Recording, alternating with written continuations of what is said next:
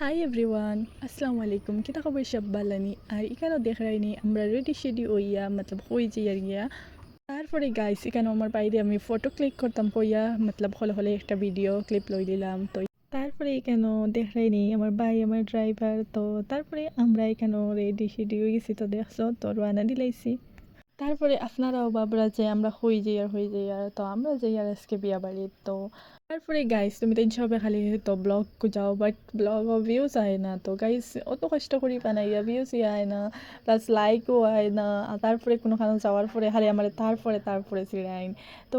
অতখান হওয়ার পরে মতলব লাইক মতলব শেয়ার কিচ্ছু করই না তো। আমি ভাবি আর যে কিতা করতাম ব্লগিং বাদ দিলেইতাম নি তো। তুমি তাই হো কমেন্টে জানাইও সবে যে নাম ব্লগিং বাদ দিলেইতাম নি। তারপরে গাইস এটা আমার লাস্ট ব্লগ হইতে পারে কারণ মতলব কতক্ষণ কষ্ট করার পরে ভিউজ কিছু আর না তো। আমি ভাবছি যে ব্লগিং বাদ দিলেইতাম তো ওটাও আমার কথা।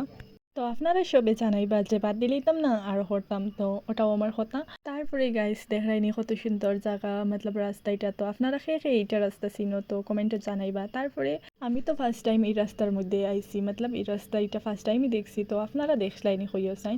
তারপরে তো বিয়া বাড়িতে আই গেলাম তো আইয়া এখানে দেখলাইনি মতলব তারা স্টাইল মারটা তো আমি হলে হলে একটা ভিডিও লই নিলাম। তো বিয়া বাড়ি থামাইয়া আর কোনো ভিডিও লইতে পারছি না কারণ বেশি মানুষ দেখার পরে আর শরম লাগে যায়। তারপরে এখানে তাই হাই হইতরা। তারপরে আর কিচ্ছু নাই তো। আজকের ব্লগ অতটুকু, চলো টাটা।